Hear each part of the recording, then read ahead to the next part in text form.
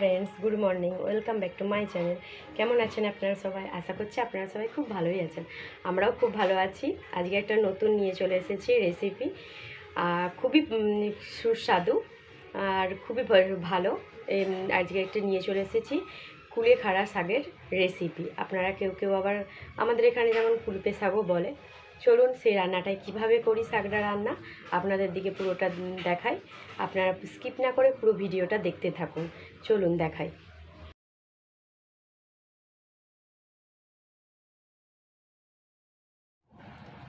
চলুন এই পেঁয়াজটা এবারে কেটে নিই। শাকের রান্নার জন্য পেঁয়াজটা এবারে কেটে নেব। বেশি মোটা মোটা করবো না, এই যে এরকম সাইজের রাখবো, তাহলে দেখতে ভালো লাগবে।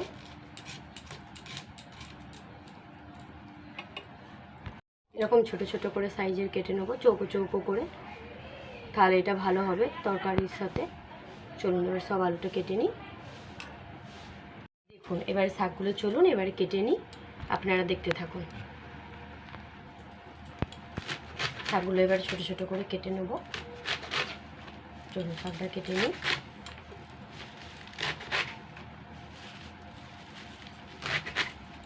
এই দেখুন আমার শাক কাটা হয়ে যাচ্ছে। এরকম ছোট ছোট করে, বেশি ছোট করব না, একটু তার মাঝারি রাখবো। এই শাক কিন্তু খুব ভালো, জানেন তো আপনারা। এই দেখুন এরকম করে কেটে নেব। চলুন এবারে সব কেটে নিই, তারপর আবার আপনাদেরকে দেখাচ্ছি।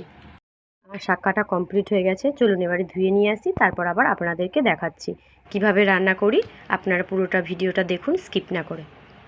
বেটে নিই, তারপর আবার আপনাদের দিকে দেখাচ্ছি। দেখুন আমার শাক ধোয়া কমপ্লিট হয়ে গিয়েছে। আর এই পাশে কেটে রেখেছি এই যে আলু আর পেঁয়াজ, আর বাটনাটাও আমার বাটা কমপ্লিট হয়ে গেছে। সর্ষে আর জিরে বেটেছি। সর্ষে আর জিরে দিলে এতে কিন্তু টেস্ট খুব ভালো হয়, আপনারাও একবার দিয়ে দেখবেন। চলুন এবারে কিভাবে এই শাকটা রান্না করি আপনাদের দিকে পুরো ভিডিওটা দেখাই, আপনারাও দেখতে থাকুন। রান্নার জন্য প্রথমেই লাগছে একটা তেজপাতা গোটা, তেজপাতাটা দিয়ে দিলাম। এবারে লাগবে একটা গোটা লঙ্কা, আর লাগবে একটুখানি অল্প পরিমাণ একটু পাঁচফোড়ন। তাতে করে কী হয়, এটা খুব টেস্টটা আরও ভালো হয়। দেখুন এইবারে দিয়ে দেবো অল্প পরিমাণ এই যে পেঁয়াজ কুচি, যেটা কেটে রেখেছিলাম। সেটা এবারে দিয়ে দিই। দেখুন দিয়ে দিয়েছি।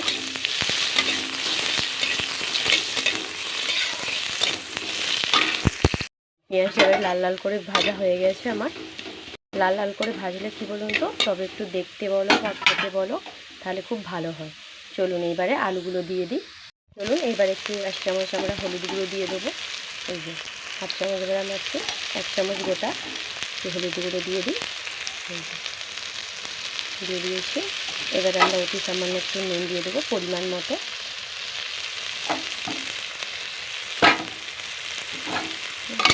এবারে একটাকে নেড়ে নেবো। এই দেখুন আমার আলুটা এবারে একটু ভাজা হয়ে গিয়েছে ভালো করে। এবারে বেটে রাখা বা মশলাটা এবারে দিয়ে দেবো। এই যে মশলাটা দেখুন দিয়ে দেবো। এবার এগুলো আলুর সাথে মিশিয়ে নেবো মশলাটা।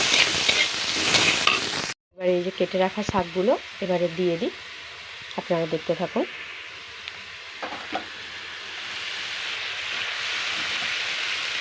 এই শাকগুলো কিন্তু খুব উপকারী, জানেন তো। গরম মশলা কিনে এনেছে, সেই জন্য আপনাদের দিকে সব ভিডিওই তো দেখাই, সেই জন্য এই ভিডিওটাও আপনাদের দিকে দেখাচ্ছি কীভাবে রান্না করি।